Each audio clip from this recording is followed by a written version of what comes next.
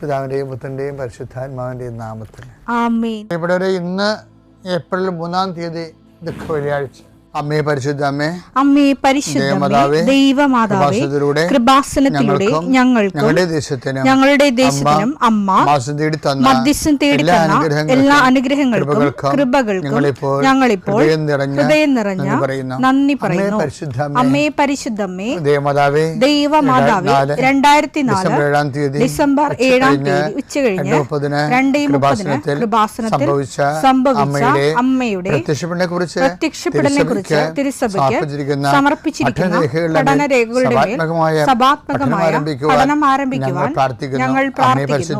അമ്മേ പരിശുദ്ധമേ, ഭൂസ്വർലോകങ്ങളുടെ രാജ്ഞിയായ അങ്ങേയ്ക്ക് ഭൗമസംരക്ഷണത്തിനായി പ്രപഞ്ചപ്രകൃതിയെ തന്നെ തിരുസഭ പ്രതിഷ്ഠിക്കുവാൻ ഈ പ്രത്യക്ഷീകരണം വഴി ഇടയാക്കണമേ. പരിശുദ്ധമേ, ജപമാല മാതാവേ, സകല കൃപാസനം പ്രാർത്ഥനയോടും ചേർത്ത് ഞങ്ങളിപ്പോൾ പ്രാർത്ഥിക്കുന്ന ഈ കുടുംബത്തിന്റെ പ്രത്യേക നിയോഗം പറ മക്കളെ.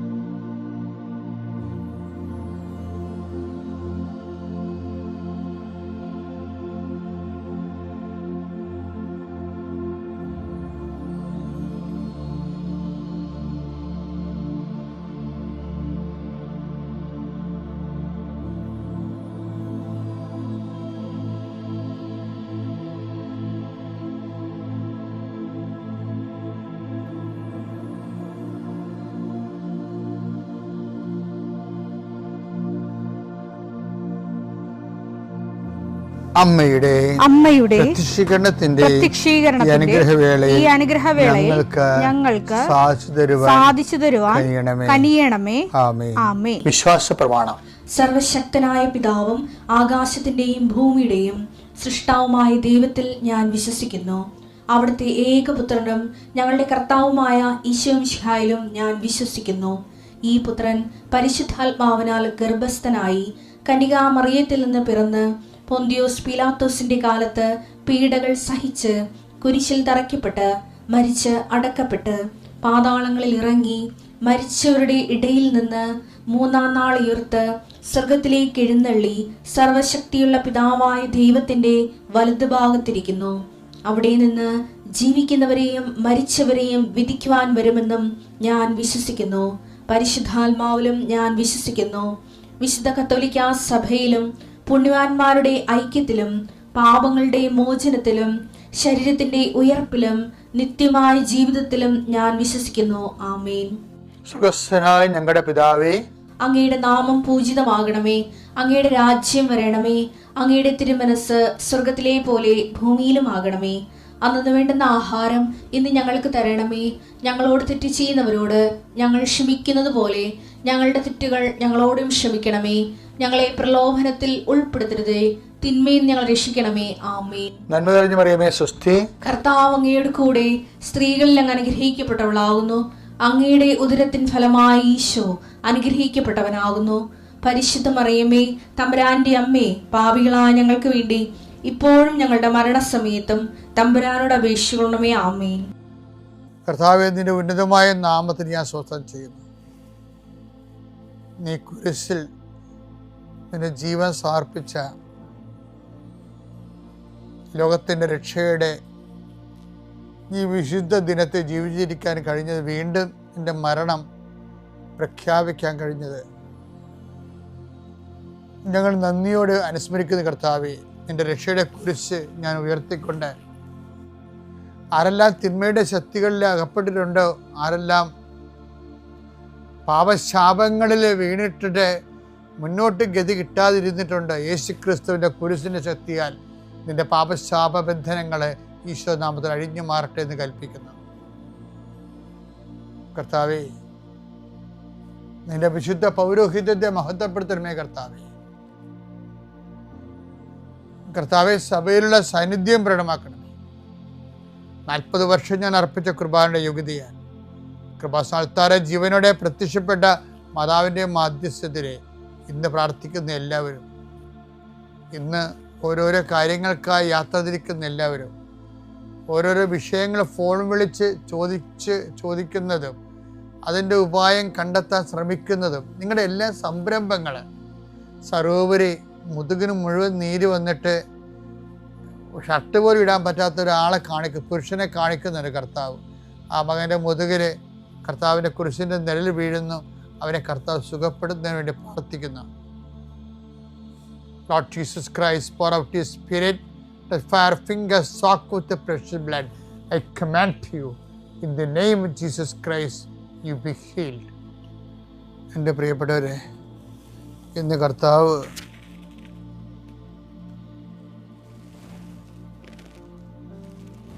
നമുക്ക് വേണ്ടി ക്രൂശിക്കപ്പെട്ട ദിവസമാണ്. എൻ്റെ ഹൃദയത്തെ എപ്പോഴും ബാധിച്ചിട്ടുള്ള കർത്താവിൻ്റെ അന്ത്യവിനാഴികയെക്കുറിച്ചുള്ള ഐസയുടെ പ്രവചനങ്ങളുണ്ട്. അത് നമ്മളിന്ന് എല്ലാവരും സുവിശേഷമായിട്ട് വായിക്കും. അത് ഐസയ 53:7 നമ്മുടെ പാപങ്ങളാണ് അവൻ ചുമന്നത്. അത് വെറുതെ വായിച്ചാൽ നമുക്കൊന്നും ഫീൽ ചെയ്യത്തില്ല. ആദ്യം യേശുവിനെ സ്നേഹത്തിൽ ഫീൽ ചെയ്തുകൊണ്ട് ആ ഭാഗങ്ങൾ വായിക്കുമ്പോഴാണ്. പണ്ടൊക്കെ നമ്മുടെ അപ്പൂപ്പന്മാരും ഒക്കെ എല്ലാം വീട്ടിൽ ഈ ദിവസങ്ങളിൽ ഈ പുത്തമ്പാനെയൊക്കെ വായിച്ച് ഇരുന്ന് കരയണ കണ്ടിട്ടുണ്ട് ഞാൻ. നമുക്കിന്ന് ദൈവത്തിന് അവർക്കുണ്ടായതിനേക്കാൾ അറിവുകളുണ്ട്, പക്ഷെ ആത്മബന്ധമില്ല. ഇത് ഒരു ട്രാജഡിയാണ്. അറിവ് കൂടിയപ്പോൾ ആത്മബന്ധം കുറഞ്ഞു, അതുകൊണ്ട് അനുഭവങ്ങളും കുറഞ്ഞു. ഇതൊക്കെ വെള്ളിയാഴ്ചയുടെ ട്രാജഡി. യേശുക്രിസ്തു മരിച്ചതല്ല, നമുക്ക് മരിച്ചതിൻ്റെ അനുഭവം ഫീൽ ചെയ്യാത്തതാണ്. അതെങ്ങനെ ലോകത്തിന് സാത്താന് എപ്പോഴും അത് ലോകത്തിന് ഫീൽ ചെയ്യിക്കരുത് എന്ന് എന്തോ ദൃഢനിശ്ചയമുള്ളതുപോലെയാണ് നമുക്ക് തോന്നുന്നത്. കാര്യം ലോകത്തിൻ്റെ ജീവിതത്തിൻ്റെ വ്യവഹാരങ്ങളിൽ നിന്ന് യേശുവിനെ ഇങ്ങനെ പതുക്കെ പതുക്കെ പിടിച്ചു മാറ്റുന്ന പോലെ ഓരോ കാലത്തിൻ്റെ അടയാളങ്ങൾ നമ്മൾ കാണുന്നുണ്ട്. കഴിഞ്ഞ ദിവസങ്ങളിൽ അലഹബാദ് ഹൈക്കോടതിയിൽ ഏറ്റവും പുതിയൊരു വിധിയുണ്ടായി. നിങ്ങൾ കേട്ടതാണ്. അതായത് ഭർത്താവിൻ്റെ അപ്പനെ അമ്മയെയും സംരക്ഷിക്കേണ്ട ബാധ്യത ഭാര്യയ്ക്കില്ല എന്നും പറഞ്ഞൊരു വിധിയുണ്ട്. അതായത് മരുമകൾക്കില്ലെന്ന്. അപ്പോൾ നിങ്ങൾ പറയും, അതാണല്ലോ ശരി. ലോകത്ത് 2 തരം ശരികളുണ്ട്. ഈ 2 കള്ളന്മാരുള്ളതുപോലെ 2 ശരികളുണ്ട്. അതായത് ഒന്ന് ലീഗലായിട്ട് കറക്റ്റായിട്ടുള്ള കാര്യങ്ങൾ, മറ്റത് എത്തിക്കലായിട്ട് കറക്റ്റായിട്ടുള്ള കാര്യങ്ങൾ. ഇപ്പം മരുമകൾക്ക് ഭർത്താവിൻ്റെ അമ്മയെ അല്ലെങ്കിൽ അപ്പനെ സംരക്ഷിക്കേണ്ട ബാധ്യതയില്ലെന്ന് കോടതിയാണ് പറയണത്. അത് നിയമപരമായൊരു വശമാണത്. ഇപ്പം താഴെ എഴുതി കമൻ്റ് വരുന്നുണ്ട്, ഈ കാലങ്ങളിൽ കഞ്ചാവ് പിടിച്ച ആൾക്കാരും ജഡ്ജിയായിട്ടുണ്ടെന്നും പറഞ്ഞ് വളരെ മോശമായ രീതിയിൽ കമൻ്റ് ചെയ്യുന്നുണ്ട്.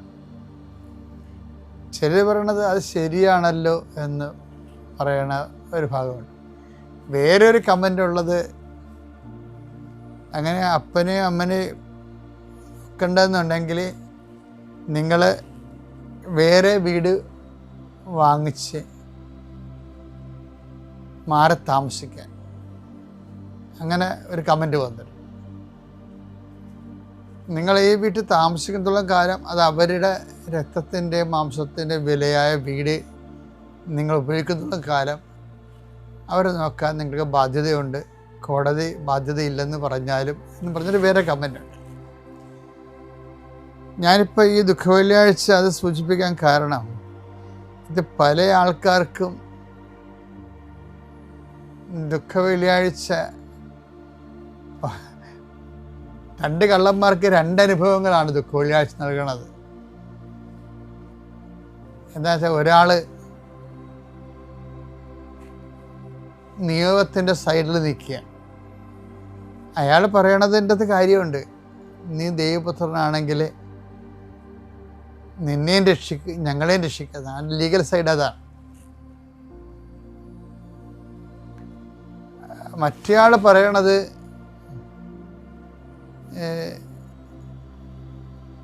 ഞാൻ നിന്നെ അറിയാൻ വൈകിപ്പോയി, എനിക്ക് വേണ്ടി നീ പ്രാർത്ഥിക്കണം.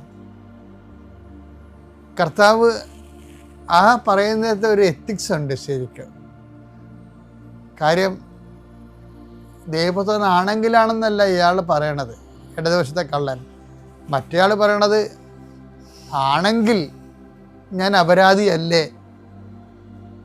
ആ ഒരു പൊസിഷനാണ് അയാൾ ആ വലതുവശത്തെ കള്ളൻ ഡെവലപ്പ് ചെയ്യണത്. ഒരാൾ ലീഗൽ സൈഡ് ഡെവലപ്പ് ചെയ്യുമ്പോൾ മറ്റേയാൾ എത്തിക്കൽ സൈഡ് ഡെവലപ്പ് ചെയ്യുന്നത്. കർത്താവ് തിരിയണത് ആരുടെ നേരെയാണ്?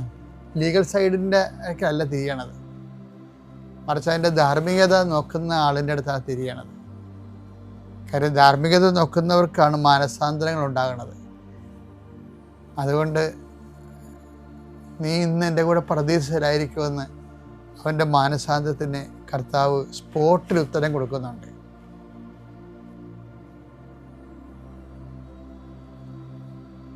നീതിമാന്മാരുടെ പുനരുത്ഥാനത്തിൽ നിങ്ങൾക്ക് പ്രതിഫലം സിദ്ധിക്കുമെന്നുള്ളത് ചിലരോട് ഈശോ കൊടുത്ത ചില മറുപടികളാണ്. അപ്പം ഈശോയ്ക്ക് വേണമെങ്കിൽ സ്പോട്ടിലും കൊടുക്കാം, അത് ഈശോയാണ് തീരുമാനിക്കുന്നത്. അതിൻ്റെ ഒരു സത്യസന്ധതയും പരമാർത്ഥതയും ലുക്ക 14:12 മുതലുള്ള വചനങ്ങളാണ്. നീ ഒരു സദ്യയോ അത്താഴവിരുന്നോ കൊടുക്കുമ്പോൾ നിന്റെ സ്നേഹിതരെയോ സഹോദരരെയോ ബന്ധുക്കളെയോ ധനികരായ അയൽക്കാരെയോ വിളിക്കരുത്. ഒരു പക്ഷേ അവർ നിന്നെ പകരം ക്ഷണിക്കുകയും അത് നിനക്ക് പ്രതിഫലമാവുകയും ചെയ്യും. എന്നാൽ നീ സദ്യ നടത്തുമ്പോൾ ദരിദ്രർ, വികലാംഗർ, മുടന്തർ, കുരുടർ എന്നിവരെ ക്ഷണിക്കുക. അപ്പോൾ നീ ഭാഗ്യവാനായിരിക്കും. എന്തെന്നാൽ പകരം നൽകാൻ അവരുടെ പക്കൽ ഒന്നുമില്ല. നീതിമാന്മാരുടെ പുനരുത്ഥാനത്തിൽ നിനക്ക് പ്രതിഫലം ലഭിക്കും. ഇതാണ് വിഷയം. അത് കുറേ നാൾ കഴിഞ്ഞതിന് ശേഷം അന്ത്യവിധിയുമായിട്ട് വരണതാണ്. ഇതിപ്പോൾ തനത് വിധി പോലെ വന്നിരിക്കുക, ഓൺ ദി സ്പോട്ടിൽ ആൻഡ് ജഡ്ജ്മെന്റ്. ഇവിടെ കർത്താവ് അന്ത്യവിധിയാളനായി തന്നെയാണ് നിൽക്കുന്നത്. പണ്ട് സഭാപിതാക്കന്മാർ പറയുമായിരുന്നേ, കുരിശിൽ കിടക്കുന്ന കർത്താവിനെ കാണുമ്പോൾ കുരിശ് കർത്താവിൻ്റെ സിംഹാസനമാണ്, രാജാവിൻ്റെ മുകളിൽ എഴുതി വച്ചിട്ടുണ്ട് ജീസസ്,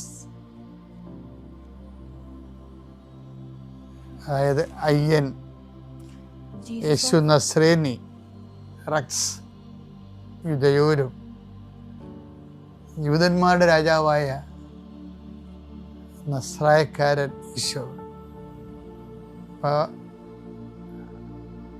ആ രാജാവിൻ്റെ കുരിശ് സിംഹാസനം എന്ന് പറയുന്നത് കുരിശ് തന്നെയാണ്.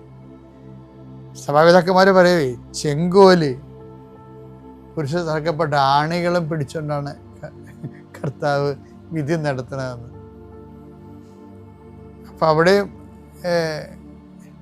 കർത്താവ് പണ്ട് പറഞ്ഞിട്ടില്ലേ, രാജാവ് തൻ്റെ വലതുവശത്തുള്ളവരോട് പറയും, എൻ്റെ പിതാവിനാൽ അനുഗ്രഹീതരെ വരുവീൻ, ലോകാരംഭം മുതൽ ഒരുക്കിയിരിക്കുന്ന രാജ്യം കൈവശമാക്കുവീൻ. അപ്പോൾ അവിടെയും ഇടതുവശവും വലതുവശവും ഉണ്ട്. മത്തായി 25:41. അനന്തരം അവൻ തന്റെ ഇടതുഭാഗത്തുള്ളവരോട് പറയും, ശപിക്കപ്പെട്ടവരെ നിങ്ങൾ എന്നിൽ നിന്നകന്ന് പിശാചിനും അവന്റെ ദൂതന്മാർക്കുമായി. അപ്പൊ ഈ ഇടതുവശത്തുള്ള കള്ളനോട് പറയാനുള്ള കാര്യങ്ങള് നേരത്തെ പറഞ്ഞു ഈശോ. ഇപ്പം മിണ്ടണില്ല. നേരത്തെ പറഞ്ഞ് ശപിക്കപ്പെട്ടവരെ. എന്താ കാര്യം അവിടെ?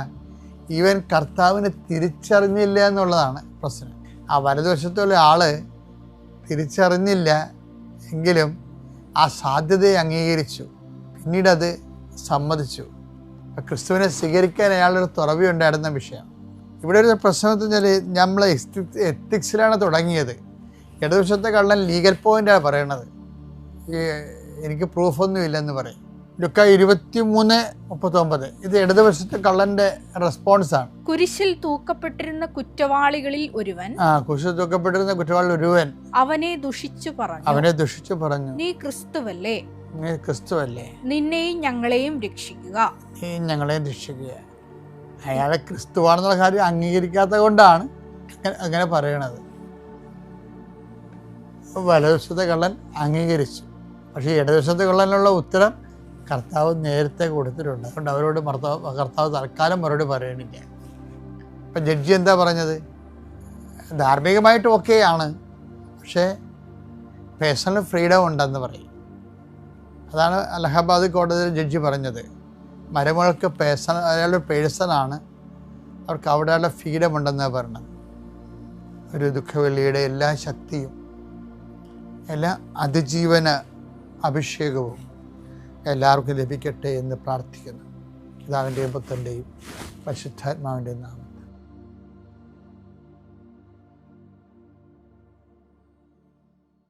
അത്യപൂർവ ദൈവാനുഭവങ്ങൾ ഇനി നിങ്ങൾക്കും സ്വന്തം. ഈ യൂട്യൂബ് ചാനൽ ഇതുവരെ സബ്സ്ക്രൈബ് ചെയ്തിട്ടില്ലെങ്കിൽ ഇപ്പോൾ തന്നെ സബ്സ്ക്രൈബ് ചെയ്യുക. ഈ വീഡിയോ ഇപ്പോൾ തന്നെ നിങ്ങളുടെ സുഹൃത്തുക്കൾക്ക് ഷെയർ ചെയ്തുകൊണ്ട് കർത്താവിൻ്റെ പ്രേക്ഷിതരാകുക.